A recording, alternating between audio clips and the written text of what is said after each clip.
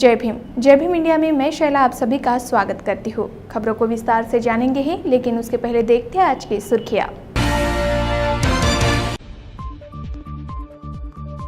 गुजरात के ऊना में फिर हुआ दलितों से मारपीट का मामला। दलित सम्मेलन में शामिल होने पर बनाया गया दलित परिवार को निशाना।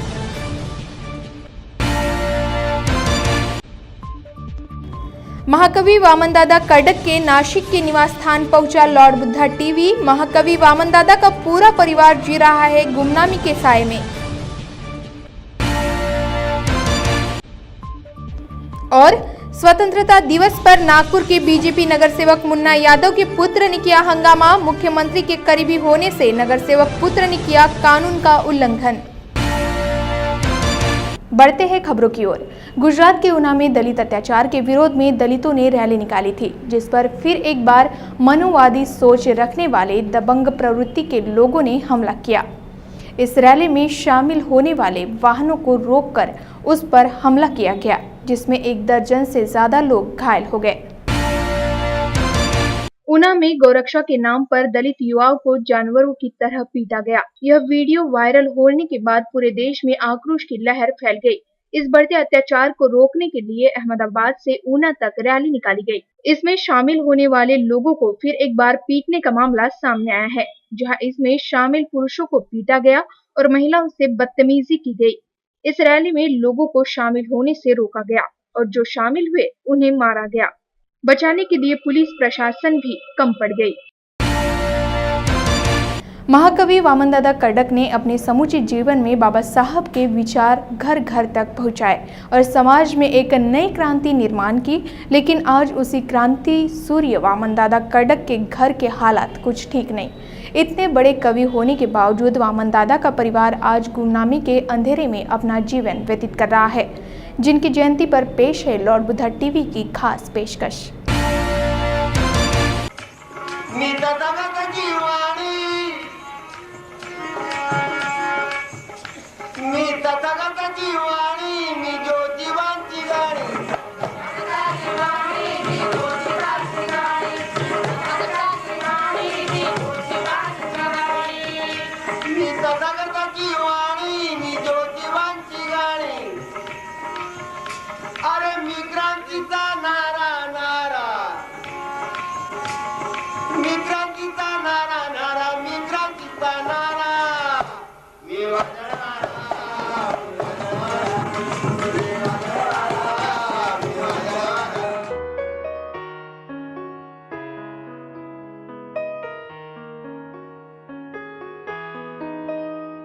महाराष्ट्र राज्य ने इस देश को ऐसे सपूत दिए हैं जिनके सामाजिक जीवन में समाज में नई क्रांति का निर्माण कर दिया। इन सब में एक नाम था वामनदादा कर्डक। नासिक में जन्मे वामनदादा का पूरा जीवन बाबा साहब के विचार जन जन तक पहुंचाने के लिए समर्पित रहा। लेकिन इतने बड़े लोक कवि होने पर भी उनके मरणोपरांत अब उनका परिवार एक ऐसी गुमनामी की जिंदगी जी रहा है जो समझ के परे है। जहां नासिक शहर के झोपड़े में पूरा कर्डक परिवार अपने दिन गुजार रहा है, लेकिन वामनदादा के परिवार को इसका कोई शिकवा नहीं। वो बस इतना चाहते हैं कि नासिक में वामनदादा का स्मारक सरकार निर्माण करे। वामनदादांचं इतकं नाव झालेलं आहे की भारतभर आणि जगात नाव झालेलं आहे। आज 94वी त्यांची जयंती साजरी होत आहे सगळीकडे। त्यात आता मला तुम्हीच या ठिकाणी आलात भेटायला। त्याच्या अगोदर एक त्यांच्या बरोबरीचे मोरे म्हणून निघून गेले। तर एक खंत अशी आहे आमच्या संपूर्ण फॅमिलीची की वामनदादांचं स्मारक हे नाशिकमध्ये व्हायला पाहिजे। या ठिकाणी ज्याप्रमाणे स्वातंत्र्यवीर सावरकरांचं स्मारक झालं, त्याप्रमाणे विवा शिरवाडकरांचं स्मारक झालं, त्याचप्रमाणे वामनदादांचं स्मारक जे आहे हे नाशिकमध्ये व्हायला पाहिजे। आज ह्या 3-4 जी लोक आहेत नाशिकमध्ये, जसे विवा शिरवाडकर, सावरकर, तसेच लोककवी वामनदादा कर्डक यांचं सुद्धा स्मारक व्हायला पाहिजे आणि ही खंत आम्हाला नेहमीच आहे। त्यावेळेस मी मुख्यमंत्र्यांना पत्र लिहिलं होतं सुशीलकुमार शिंदे यांना की म्हटलं त्यांचं स्मारक इथे व्हावं। 2004ला ते गेल्यानंतर, परंतु त्यांचं पत्र तिकडनं आलं की हे जे लोकल ॲथॉरिटी जे आहे, म्हणजे तुमचे कॉर्पोरेशनवाले म्हणजे महानगरपालिका आणि तिथले राजकारणी जे लोक आहेत त्यांच्या अखत्यारीतला हा भाग आहे, त्यामुळे हे त्यांचं स्मारक हे त्यांच्याकडनंच होईल अशी त्यांची खंत होती, असे त्यांनी सांगितलेलं. परंतु आपल्यात काय जे राजकारणी आहेत किंवा जे इथले राजकारण चालवणार आहेत त्यांनी हा मुद्दा उचलून धरला तर ते स्मारक या ठिकाणी होऊ शकतं अशी एक आमची मनापासूनची तळमळ आहे, अपेक्षा आहे. आता एकटा मी किंवा आमची फॅमिली जाऊन ते नाही करू शकत, याला समाजाने प्रोत्साहन दिलं पाहिजे. सामाजिक लोक जे आहेत राजकारणी इथले आपल्या समाजाचे, त्यांनी जर एकत्र मिळून जर हा मुद्दा धरला तर ते स्मारक त्यांचं या ठिकाणी होऊ शकतं. वामन दादा की 94वीं जयंती के उपलक्ष्य में जब लॉर्ड बुद्धा टीवी ने वामन दादा के परिवार को भेंट दी तो परिवार के लोग काफी खुश हुए। लेकिन घर के हालात देखकर हम क्या, आप भी हैरान रह जाएंगे कि इतने बड़े महाकवि के घर के क्या हालात है। जिसे बाबा साहब की आवाज कहा जाता था, आज उसका परिवार किस स्थिति में है। लेकिन आज भी कई गायक है जो इस महाकवि वामन दादा की राह को और उनके गीतों को गाते हैं। या ठिकाणी वामनदादांच्या घरी वामनदादांच्या आशीर्वादाने मी आज संतोष जोंधळे, नाशिकचाच एक कलावंत आहे आणि वामनदादांचे आशीर्वाद माझ्यावरती खूप आहे आणि त्यांच्याच आशीर्वादाने आज मी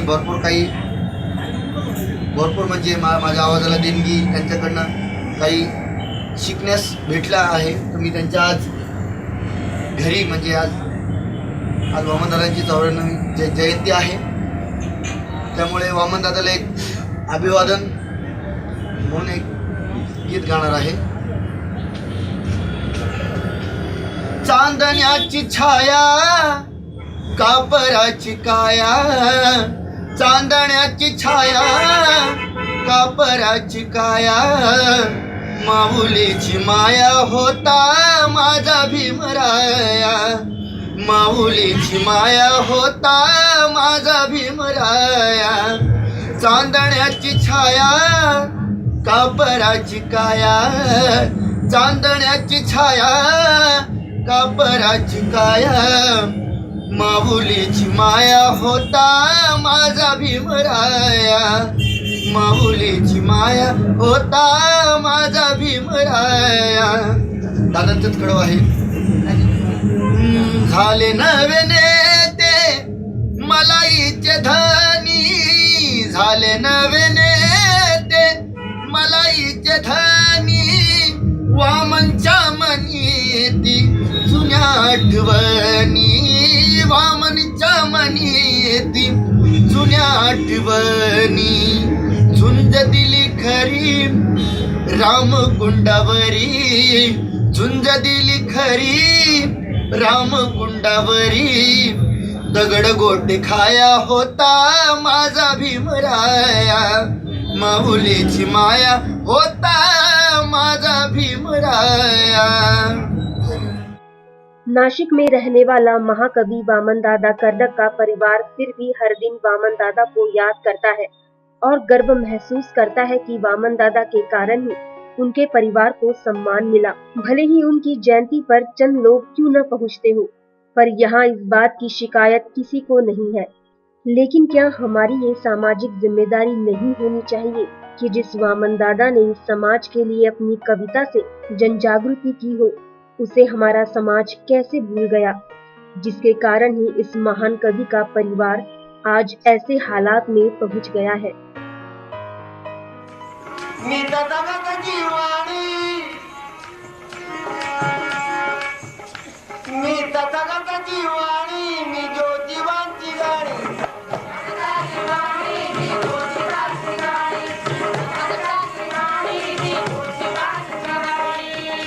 मी तथागताची वाणी, मी ज्योतिबांची गाणी. अरे मी क्रांतीचा नारा नारा,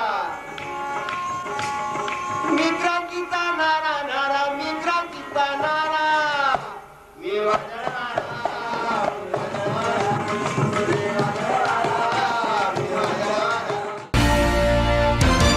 नागपुर में स्वतंत्रता दिन के उपलक्ष्य में भाजपा नगर सेवक और मुख्यमंत्री के करीबी माने जाने वाले मुन्ना यादव के पुत्र ने एक रैली में जमकर हंगामा किया।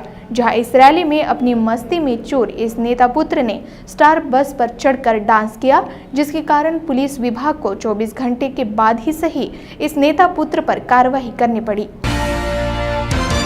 नागपुर में मुख्यमंत्री देवेंद्र फडणवीस के करीबी माने जाने वाले लोग किस तरह कानून व्यवस्था की धज्जियां उड़ाते हैं, ये 15 अगस्त के इस रैली से सामने आता है, जहां अजनी के नगर सेवक मुन्ना यादव के पुत्र ने आओ देखा न ताओ सीधे एक रैली के दौरान बस पर चढ़कर ट्रैफिक रोक दी।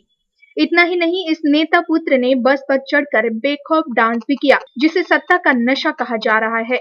गौरतलब है कि मुख्यमंत्री और मुन्ना यादव के बीच अच्छे ताल्लुकात है, जिसे देखते हुए मुन्ना यादव के ये सुपुत्र बार बार कानून का उल्लंघन कर रहे हैं, जिन पर आखिरकार पुलिस को 24 घंटों के बाद क्यों न हो कार्रवाई करनी पड़ी।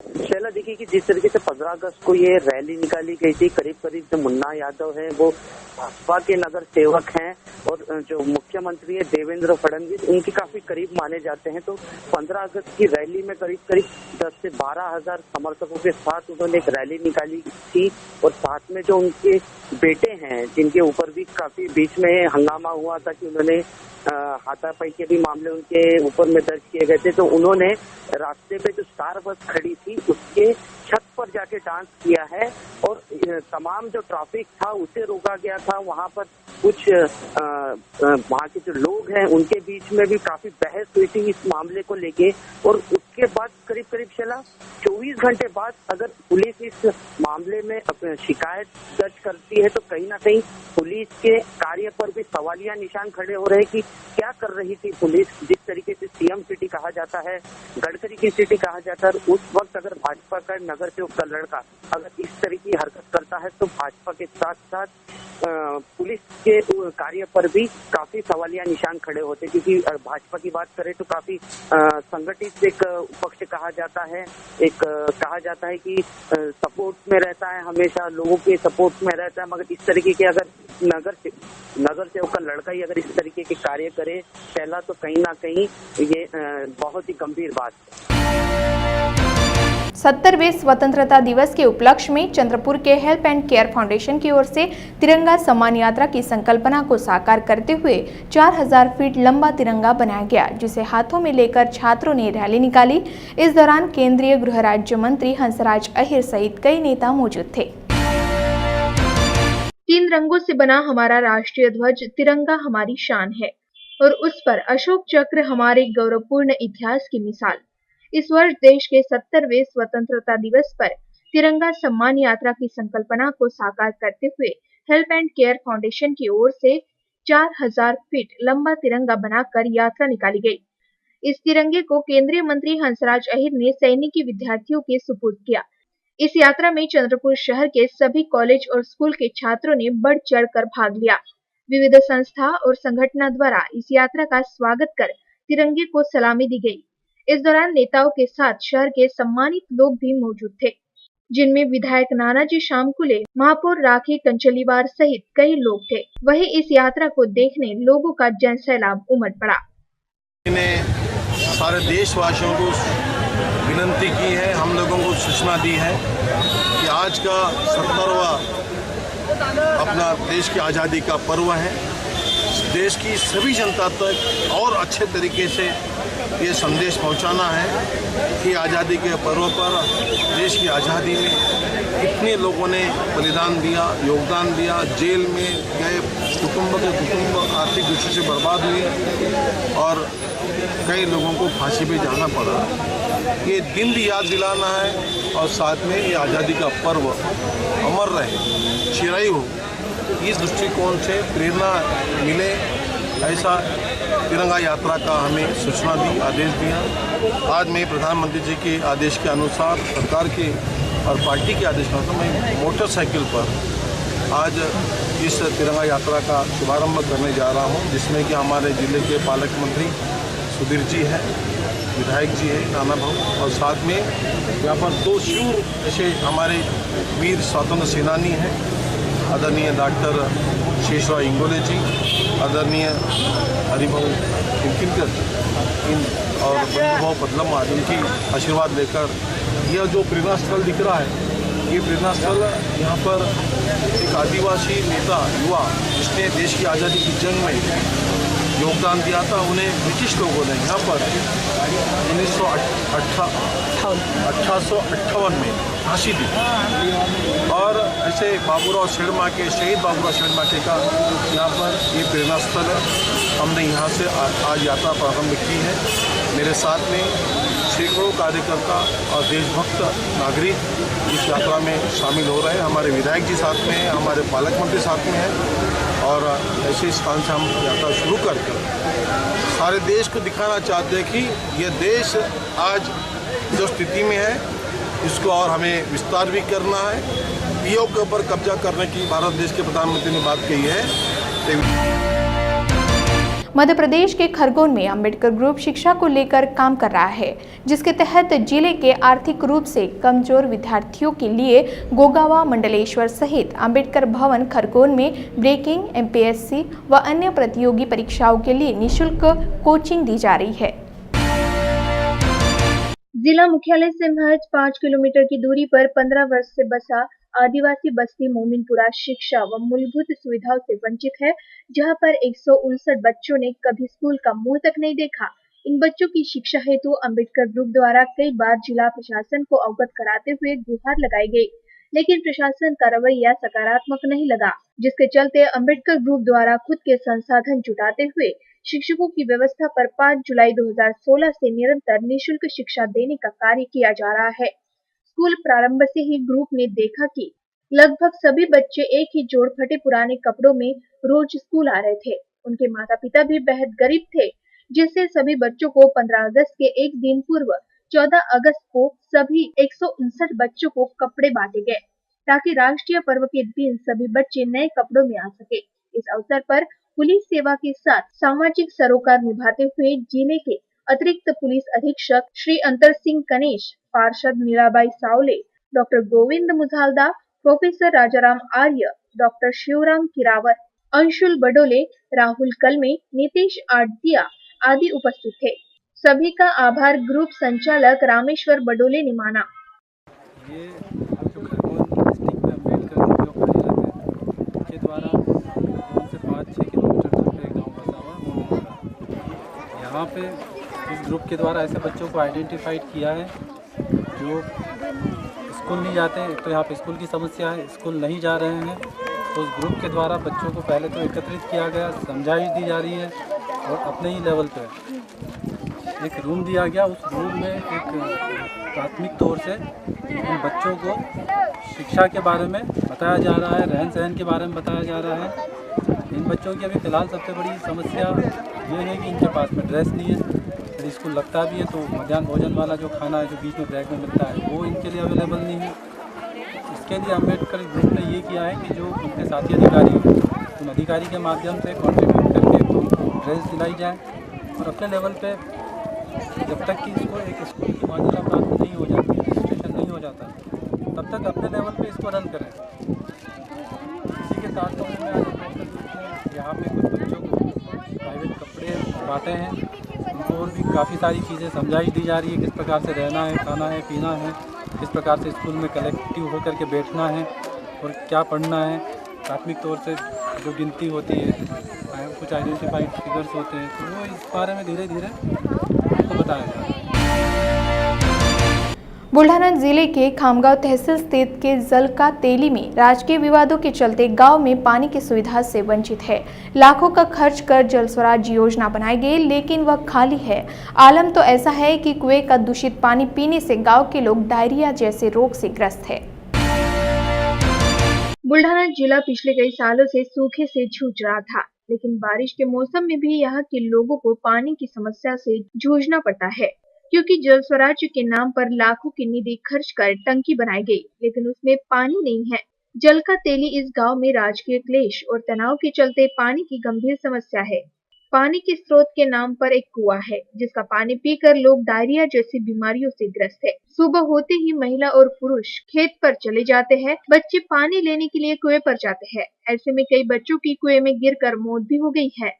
विहिरीत पडले, हात मोडले, कंबरडे मोडले, जीव गेले 2-3, पण आम्हाला पाण्याचा कोणच समक्ष दिला नाही, कोणच नाही. परंपरा आमच्या गावात सरपंच कोणी झाला असेल तर आम्हाला पाणी म्हणून नाहीच.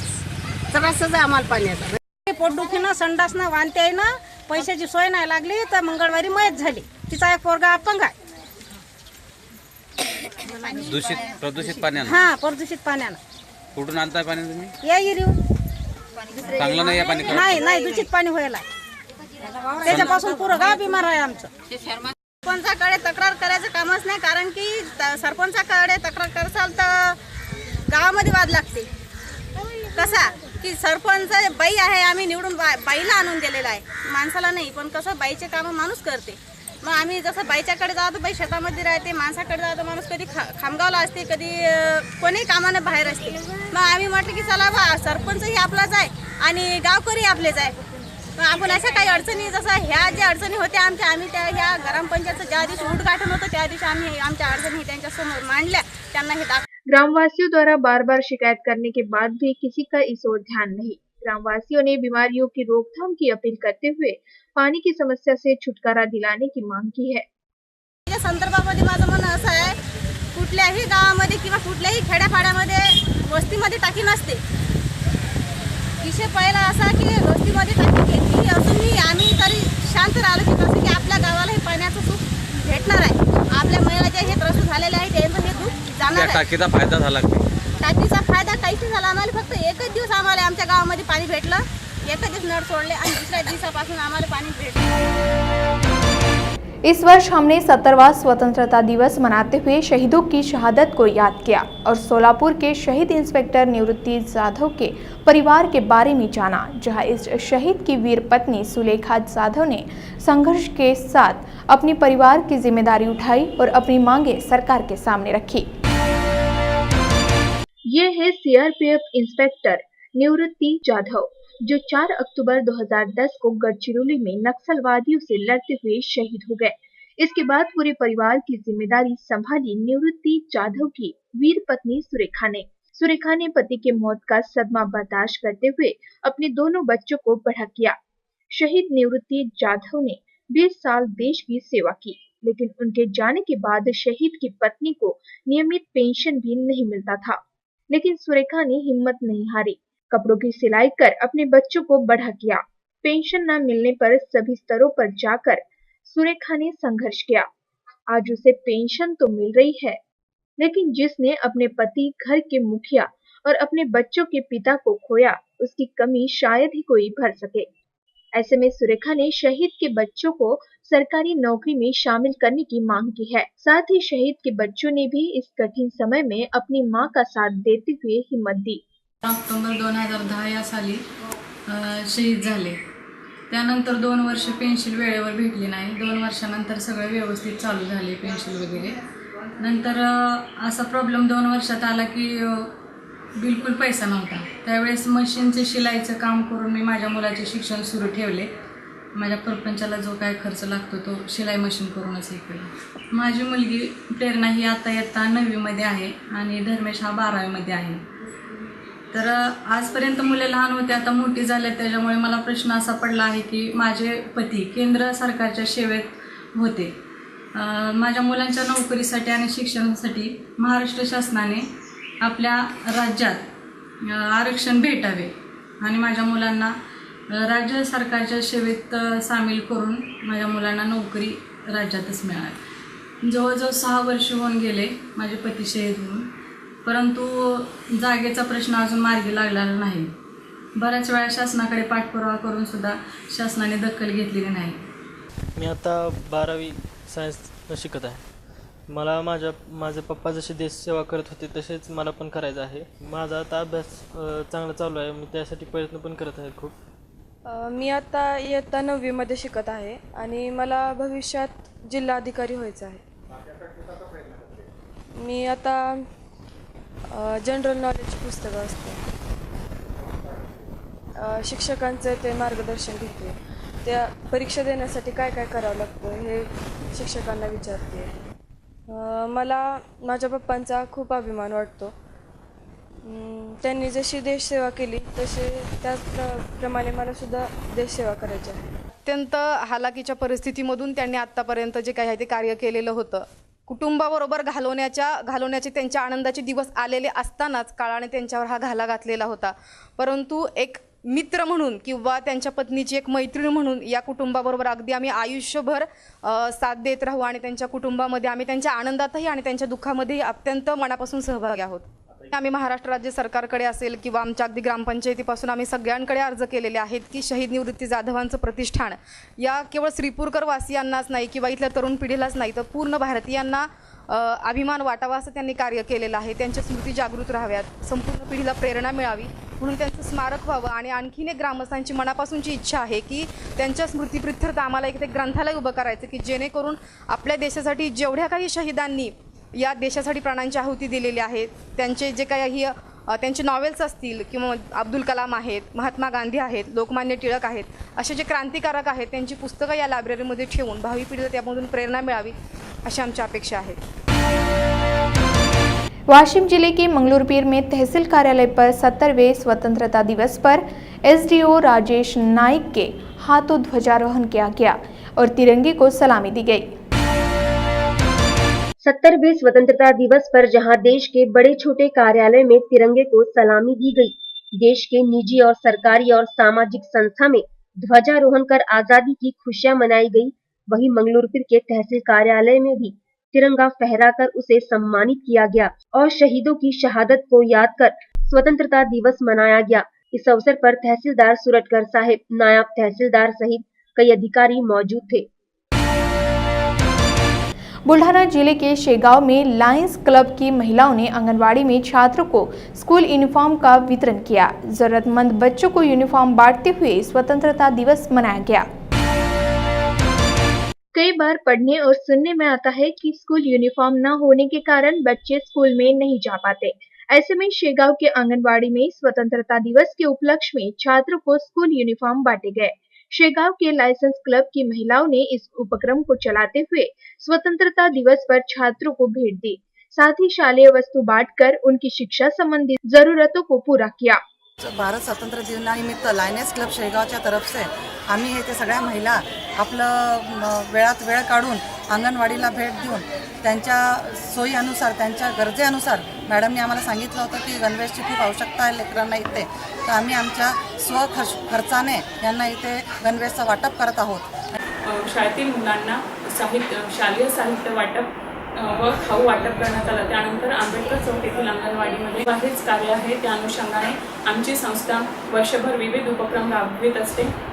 रुग्णांना मेडिकल क्षेत्रामधील विविध रुग्णांकरिता मेडिकल क्षेत्रातील विविध कॅम्प आयोजित करणे, वृद्धाश्रम. अंबेडकरवादी मिशन अभ्यास केंद्र की ओर से स्वतंत्रता दिन और भीम कवि वामन दादा कर्डक इनकी जयंती हर्षोल्लास से मनाई गई. इस अवसर पर अंबेडकर मिशन के प्रमुख दीपक कदम ने वामन दादा के साथ गीत गायन करने वालों का सत्कार किया. स्वतंत्रता दिवस और बुद्ध भीम गीतों के महान गायक वामन दादा कर्डक की जयंती का पर्व संयुक्त रूप से मनाया गया. हर्षोल्लास के अवसर पर देशभक्ति और समाज क्रांति के गीतों के अवसर पर वामन दादा कर्डक के साथ काम किए गए उस जमाने के रघुनाथ तलवारे, देवराव हुटाड़े और मोहन नौबते इन कलाकारों का सत्कार किया गया. दीपक कदम इनकी अध्यक्षता में हुए इस कार्यक्रम में इंजीनियर शिवाजी सोनकामले, रवि नरवाड़े आदि मौजूद थे. इस अवसर पर अविनाश नाइक, मयूरी नाइक इनका मिशन ए भीम क्रांति गीतों का कार्यक्रम हुआ. अम्बेडकर मिशन के जो अधिकारी दीपक कदम जी है, इन्होंने हमारी बहुत बड़ी गुरुपोषक वगैरह हमारा जो मान सम्मान बढ़ाया है. आज तक कोई किसी आदमी ने भी आज तक हमारा काम नहीं किया, जिसमें देवराज हुटाड़े है, मैं हूँ, हमारे दोस्त थे मोहन, वो भी चले गए और मोहन नौबते अभी आए हैं वामन कर्डक के मिशन में. लेकिन हमारे साहब ने जो दीपक कदम ने जो हमारा मान सम्मान किया है वो बहुत ही बड़ा है और इससे बढ़ के अभी आगे कोई नहीं करेगा. आज 15 अगस्त भारतीय स्वतंत्रता का 70वीं वर्षगांठ हम मना रहे हैं. साथ ही साथ आज वामन दादा कर्डक जी का जयंती दिन भी है. तो आज भीम कवि वामन दादा कर्डक के जयंती के उपलक्ष्य में अम्बेडकरवादी मिशन में वामन दादा कर्डक जी को अभिवादन करने के लिए एक मिशन है भीम क्रांति का कार्यक्रम को हमने यहाँ पर संयोजन किया है, आयोजन किया है. साथ ही साथ वामन दादा कर्डक जी के साथ जिन सह कलाकारों ने उनको साथ संगत दी है जो लोगों ने उनका बड़े कठिनाइयों से, कठिन दौर से उनका जो साथ दिया, वो सभी मान्यवरों का, जिसमें तलवारे चाचा जी है, जिसमें नौबते सर है, जिसमें हमारे जो उठाड़े देवरा उठाड़े जी है, तो ये सभी जो मान्यवर है, सभी मान्यवरों ने जो यहाँ पर उनको साथ दिया था, उन लोगों का हमने यहाँ मिशन केंद्र में उनका सत्कार किया है, उनको सम्मानित किया है। और आने वाली जो भावी अधिकारियों की पीढ़ी है, वहाँ जो हमारे यूथ की जो पीढ़ियाँ हैं, उनके सामने हमने उनके त्याग और उनके बलिदान की जो उदाहरण है उनको पेश करते हुए उनसे प्रेरणा लेने के लिए ये प्रोग्राम को हमने यहाँ पर आयोजित किया है। नांदेड़ जिला में वर्षावास के अवसर पर कार्यक्रम आयोजित किया गया, जहां बुद्ध और उनका धम्म पठन कर इस ग्रंथ का पठन किया गया। नांदेड़ के रमा माता महिला मंडल और साकेत विहार राजनगर की ओर से वर्षावास के उपलक्ष्य में कार्यक्रम लिया गया। भिक्खुनी चारुशिला इनके मार्गदर्शन में धम्म के उपक्रम रोजाना चलाए जाते हैं। इस अवसर पर भगवान बुद्ध के अष्टांगिक मार्ग बताए गए और बुद्ध और उनका धम्म इस पवित्र ग्रंथ का पठन किया गया। पूर्णिमा बहुत बड़ी सभी विहार में क्या है बहुत बड़ा विस्मय में बनाते हैं। तो आषाढ़ पूर्णिमा में ये 3 महीने तक एक ही विहार में रहकर वर्षावास करना चाहिए। वर्षा बोले तो बारिश, वास बोले तो निवास स्थान। तो विहार में रहने के भिक्खु और भिक्खुनी तो उपासक उपासिक लोगों को तो वंदना सिखाने का, बच्चे लोगों को ध्यान साधना सिखाने का, उनको धर्म के बारे में उपदेश देने का, उसके लिए इसको वर्षावास बोलते हैं। तो तब भगवान बुद्ध के वर्षावास बारिश में क्या है, कहाँ जाने का नहीं होता, बारिश आता रहता। तब भगवान बुद्ध के समय में जंगल में रहते थे। तो रहने के बाद कीड़े मकोड़ों का ऐसा डर रहता था। घास बड़ा बड़ा होता था। उसके लिए भगवान बुद्ध ने 3 महीने तक एक ही विहार में निवास स्थान करने के लिए ये बताए से तथागत। साकेत बुद्ध विहार आहे। साकेत बुद्ध विहारामध्ये चारुशिला माताजी, भिक्खुनी चारुशिला माताजी आहे। हे रमा माता महिला मंडळ इथं विहारात आहे। माताजी आम्हाला बुद्ध आणि त्याचा धम्म शिकवित आहे, त्याचा उपदेश करीत आहे। आम्ही ते रोज इथं विहारात येऊन सनी महिला मंडळ भिक्खुनी चारुशिला माताजी आम्हाला उपदेश देतात, ते आम्ही उपदेश दररोज ऐकत आहोत। जय भीम इंडिया में आज के लिए बस इतना ही। मुझे दीजिए इजाजत। जय भीम।